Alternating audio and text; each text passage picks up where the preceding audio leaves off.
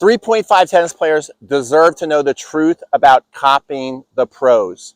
So lots of times when you're on YouTube, you're searching around, you're either watching a professional tennis player play highlight points, you're watching an instructional video on how to hit a shot like a certain pro, right? So those are usually the two things that people are looking at. You're watching a lot of pro tennis, your mouth is just dropping, you're drooling, you're excited, you want to play just like that too. Now, here's the thing.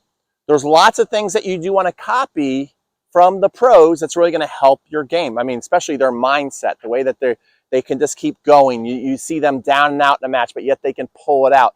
So a lot of the rituals that they're doing in between points, study that. Study how they carry themselves, especially the good ones like Rafa Nadal and Roger Federer and Carlos Alcaraz lately, although he lost his mind a week ago.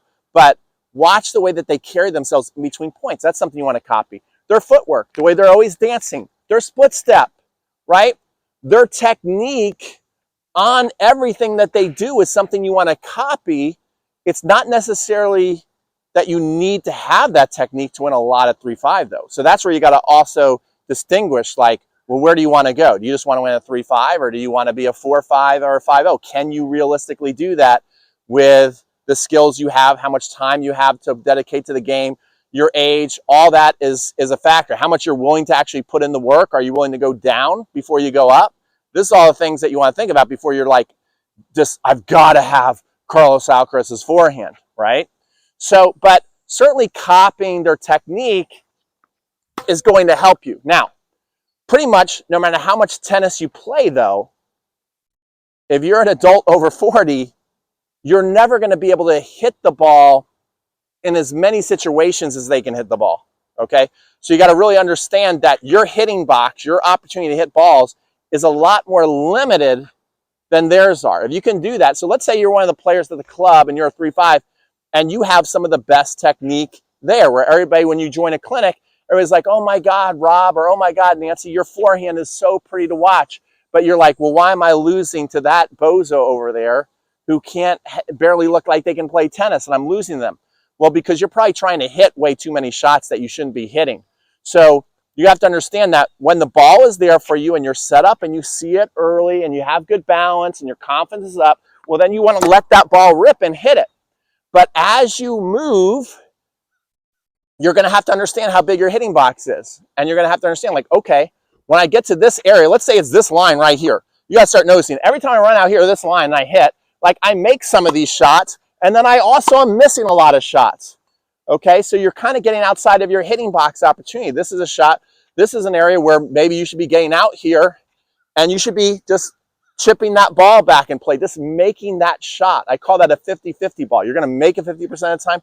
You're going to miss it 50% of the time. But what ends up happening, if you ever watched the movie Tin Cup with Kevin Costner, you think, okay, I should always make that shot. So you just keep taking the bait and going for it and giving matches away. So that's a big thing. You copy the pros as much as you can, but you have to understand that their opportunity to hit shots and the types of shots they can hit, it's a lot more. They have a lot more options than we do. So we have to understand when to hit and when to just make a shot. Another thing you have to understand is, like, yes, learn topspin. That's great. Learn a continental grip if you can on the serve. That's great, but not necessary at 3-5. So you have to understand too, how much time you're going to dedicate to it. But absolutely, absolutely, you must master, if you want to win a lot at 3-5, the continental grip, okay? Because now once you go from 3-0 to 3-5, you're going to have to be at the net a lot more, especially if you're playing doubles. And most of you out there watching this video, if you're over 40 and you're in the United States, you're playing in a lot of doubles leagues. So learning how to get really, really comfortable with your continental grip so you can chip returns, hit nice defensive lobs, come to the net and put the ball away. Really, what I tell people is if you want to master 3-5, the only two skills you need out there are to find the ball and don't break your wrist. What do I mean by that? As the ball is coming, find it, and then don't break your wrist. See, lots of people, they can't find the ball. They're like, they look good for a volley, but the racket head is like, see, right now my racket head's going over there. I don't know if you can see that. So when I go to volley, I'm going to like be way off, okay? So first of all, they don't find it clean enough. And then when they go, they break the wrist. So, I mean, a drill that I would do all day long, if you're just like, Pete, I just want to win at 3-5. I know I'm not going to be Serena Williams. I'm not going to be Coco Gauff. I'm not going to be Roger Federer ever. If you're just like, I just want to win at 3-5. Get a bag of balls here. Get your racket to where you can find the ball and don't break your wrist, and get good at this and just be able to push it all over the court. See if I can just do all these shots I'm doing right here. Notice how I went cross court, down the line, deep, short, lob. You come to the net. You don't break your wrist at the net. You just learn how to do that. You're going to like be killing everybody in doubles. Trust me. So that's what I mean by you got to be careful about what you're copying from the pros, what you're watching on YouTube, and make sure that you're watching and working on the right things. One last thing on the continental grip on the serve. If you're going to get the continental grip on the serve, yes. If you can do it, if it's coming easy to you or you're willing to work for it, well, now you can have a serve that is a game changer, right? It's a game changer to have a continental grip and have a nice looking serve. But if you're not willing to put in the work and you're just dabbling in this idea, then you're better off, believe it or not, with a frying pan grip, and then get good at your continental grip on once you get to the net.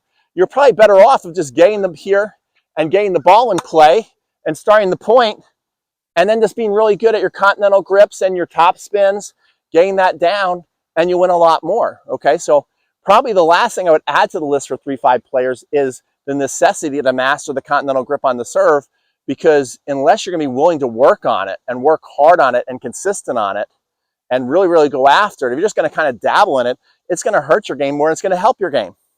Let me know what you think about that. Let me know if you disagree on that. Anyway, I hope you enjoyed today's video.